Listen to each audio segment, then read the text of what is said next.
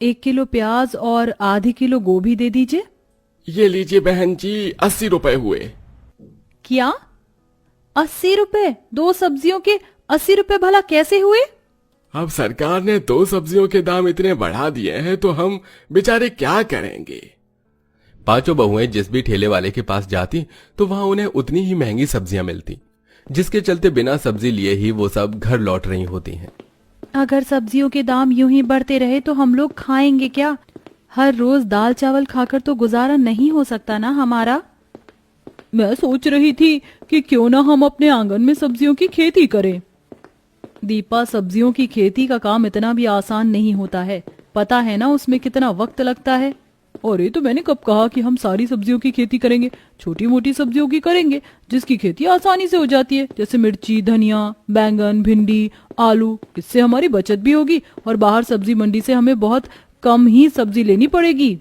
दीपा का ये आइडिया बाकी की चारों बहुओं को काफी पसंद आता है, जिसके बाद अब वो पैसे मिलाकर थोड़े बहुत सब्जियों के बीज लेकर आती हैं और उन्हें अपने आंगन में अच्छे से बो देती हैं। और कुछ हफ्तों में अब उनके आंगन में ही तरह तरह की सब्जियां उगने लगती हैं। अरे वाह, हमारे इस जुगाड़ ने हमारे कितने पैसे बचा लिए। अब हमें अपनी रसोई के लिए बाहर से ज्यादा सब्जियां लेने की कोई जरूरत नहीं होगी। पांचों बहुएं अक्सर ही ऐसे छोटे मोटे जुगाड़ करके अपनी काफी पैसों को बचाया करती थी। ऐसे ही एक दिन, अरे ये मिट्टी का चूल्हा कैसे टूट गया? अभी कुछ दिन पहले ही तो बनाया था। अगर अब मिट्टी का चूल्हा बनाऊंगी तो उसे सूखने में कम से कम 1 दिन का समय लगेगा, और बिना चूल्हे के मैं खाना कैसे बनाऊं? चूल्हा टूट जाने की वजह से सभी बहुएं खाना कैसे बनाएं, इस बात को लेकर परेशान हो रही होती हैं कि तभी उन पांचों जुगाड़ू बहुओं में से कोमल चूल्हे में से बची हुई लकड़ियां निकालती है और अपने आंगन से कुछ लकड़ियां ले आती है, जिन्हें वो ईंट के घेरे में रखकर अच्छे से बांधकर जलाने लगती है। अरे वाह, क्या बात है कोमल, मिट्टी का चूल्हा टूट गया और तुमने लकड़ी का चूल्हा बना दिया। इस पर तो अब हम आराम से खाना बना लेंगे। देखा मेरा कमाल, अब हमारे पास 2-2 चूल्हे होंगे, एक लकड़ी का और एक ये मिट्टी का। अरे पांचों जुगाड़ू बहुएं आराम से उस लकड़ी के चूल्हे पर खाना बनाती हैं। अक्सर जुगाड़ करने के साथ साथ एक दूसरे के काम में भी काफी मदद किया करती थी। जैसे अगर मधु सब्जी काटती तो कोमल आटा गूंथती, वहीं आंचल सब्जी बनाती और महक चावल बनाती। हमेशा इसी तरह मिलकर और जुगाड़ से पांचों बहुएं अपने ज्यादातर कामों को आसान कर लिया करती थी। आप लोग ऐसे क्यों जा रहे हैं? मत जाइए ना, आप लोगों के बिना हम काफी अकेली हो जाएंगी। आप लोग यहाँ कर तो रहे हैं काम, कम पैसों में भी हमारा ठीक ठाक गुजारा चल रहा है। हम किसी भी दिन भूखे नहीं सोते हैं, वो क्या कम है? अरे आंचल, तुम लोगों को ऐसे छोड़कर शहर जाते हुए भी हमें अच्छा नहीं लग रहा है, लेकिन हम पांचों भाई शहर घूमने फिरने के लिए तो नहीं जा रहे ना, बल्कि इसलिए जा रहे हैं कि वहां पर हम अच्छी नौकरी ढूंढ सकें। हम लोग तो कम पैसों में भी अपना गुजारा कर लेते हैं, लेकिन अगर कल को हमारे बच्चे होंगे तो उनके भविष्य के लिए तो हमें पैसों का इंतजाम करना ही पड़ेगा ना, ताकि उन्हें हम कभी किसी चीज की कमी महसूस न होने दें। पांचों भाई अपनी अपनी पत्नियों से गले मिलते हैं और नौकरी की तलाश में शहर चले जाते हैं। वहीं पांचों जुगाड़ू बहू पहले की तरह रहने लगती हैं। अरे ये क्या यार, ये वाला तवा भी टूट गया। अब हम रोटी कैसे बनाएंगे? चूल्हे पर तो हम कच्ची रोटी नहीं सेक सकते, और अगर तवा लेने के लिए गए तो 300 रुपए से कम का तवा नहीं आएगा। बिना तवे के हम लोग रोटी कैसे खाएंगे? सभी बहुएं तवा टूट जाने की वजह से काफी परेशान होती हैं कि तभी आंचल चूल्हे के ऊपर एक बड़ी सी कढ़ाई रखती है और रोटियों को बेल कर उसके अंदर रख देती है। चूल्हे की गर्मी से कढ़ाई काफी गर्म हो जाती है, जिस पर अब आंचल काफी अच्छी रोटी सेक लेती है। ये देखो, हम लोग बिना तवे के भी रोटी सेक सकते हैं। हाँ आंचल, ये तो हमें पता ही नहीं था। तुमने तो सच में काफी अच्छा जुगाड़ निकाला है रोटी सेकने का। पांचों जुगाड़ू बहुएं आराम से कढ़ाई में एक साथ ही काफी सारी रोटियां सेक लेती हैं, जिससे उनका काफी समय भी बच जाता है और ऐसे ही कुछ वक्त और गुजरता है। मधु हर रोज की तरह चूल्हे पर सब्जी बना रही होती है, लेकिन इस बार गलती से मधु से सब्जी में कुछ ज्यादा ही लाल मिर्च गिर जाती है और वो सब्जी काफी बन जाती है।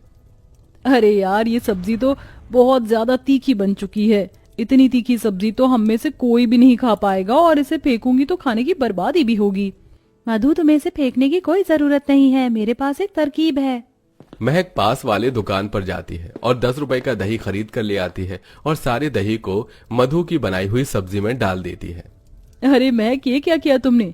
दही सब्जी में क्यों डाल दी? इससे तो अब सब्जी खराब हो जाएगी। अरे पगली, इससे सब्जी खराब नहीं होगी, बल्कि सब्जी में जो भी एक्स्ट्रा तीखापन है वो पूरा का पूरा खत्म हो जाएगा। सब्जी में दही डालने के बाद महक थोड़ी देर सब्जी को चूल्हे पर पकाती है, जिसके बाद अब मधु जैसी उस सब्जी को चखती है तो उसमें बिल्कुल भी तीखापन नहीं होता। अरे वाह महक, मुझे तो लगा था कि आज तो मुझे सबसे डांट पड़ेगी काफी, लेकिन तुमने तो मुझे डांट से बचा लिया और सब्जी की बर्बादी भी नहीं होने दी। ऐसे ही समय गुजरता रहता है और पांचों बहुएं यूं ही छोटे मोटे रसोई के जुगाड़ करने लगती हैं। ऐसे ही एक दिन, अरे यार, इन 2 प्लेट में अब मुझसे नहीं होता कि मैं तुम चारों के साथ खाना खा सकूं।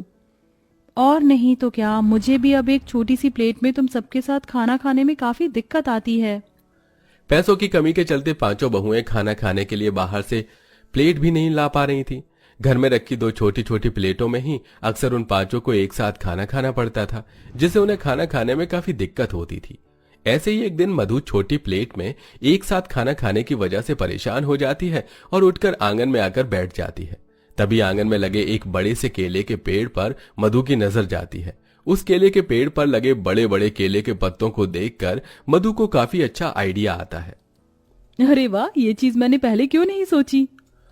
मधु लकड़ी की सीढ़ी की मदद से केले के पेड़ पर चढ़ती है और वहां से कुछ केले के पत्ते तोड़ लेती है, जिन्हें वो लाकर अच्छे से पानी में धोती है। और अब पांचों बहुएं अलग अलग केले के पत्तों पर खाना खाती हैं।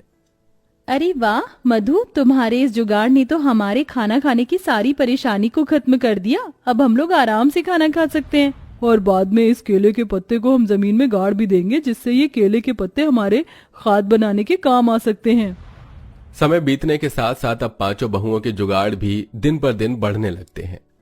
इस बारिश को भी अभी होना था। 1 हफ्ते से कोशिश कर रहे हैं कि गेहूं को पिसवा लाएं, लेकिन जब भी बाहर जाओ तब ये बारिश शुरू हो जाती है। हमारे पास भी आटा पीसने की मशीन या चक्की होती तो हम लोग बिना किसी परेशानी के घर में ही आटा पीस लेते। अगर हम चाहें तो हम लोग हाथ वाली चक्की घर में बना सकते हैं। चक्की तो ज्यादातर सीमेंट या पत्थरों की होती है। हम लोग सीमेंट की मदद से आराम से चक्की को बना सकते हैं। जैसे ही हल्की सी बारिश कम होती है तो महक जाकर दुकान से थोड़ा सा सीमेंट खरीद लाती है और उसमें पानी डालकर उसका घोल बनाकर उसे सूखने देती है। ऐसे ही वो 2 बार करती है और अब एक मोटे लकड़ी की मदद से वो 2 सीमेंट को हिस्सों को जोड़कर उन लकड़ी उनके बीच में लगा देती है। अब उनके अच्छे से सूखने के बाद जैसे ही उसमें गेहूं डालकर उसे सीमेंट की चक्की को लकड़ी की मदद से घुमाने लगती है तो बिना किसी परेशानी किए आराम से आटा पिसने लगता है।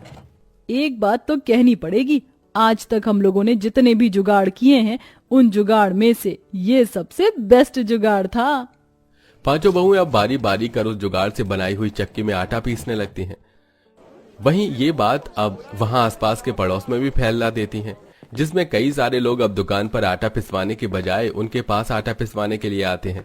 उन्होंने अपने आंगन में जो सब्जियां उगाई थी अब वो उन्हें भी बेचने लगती हैं और अब उनका ये जुगाड़ उनकी कमाई का जरिया भी बन जाता है। साथ ही मुझे लगा नहीं था कि हम हफ्ते भर में इन जुगाड़ों से इतनी अच्छी कमाई भी कर लेंगे। अब तो बस हमारे पति के आने का इंतजार है। ऐसे ही कुछ समय गुजर जाता है और पांचों बहुएं यूं ही कोई ना कोई अलग जुगाड़ करती रहती हैं और तकरीबन कुछ महीनों के बाद पांचों बहू के पति भी अब शहर से वापस आ जाते हैं और साथ में अच्छे खासे पैसे भी लाते हैं, जिनकी मदद से अब वो लोग अपने छोटे से गांव में ही अपने खुद का कारोबार शुरू करते हैं। वहीं अपने जुगाड़ से उनके कारोबार शुरू होने में मदद करती हैं और पूरा परिवार मेहनत और जुगाड़ से अपनी परेशानियों को हल करता है और अब साथ में हंसी खुशी रहते हैं। आपके घर में किस चीज पर खाना बनता है, गैस या चूल्हे पर? कमेंट करके जरूर बताइएगा।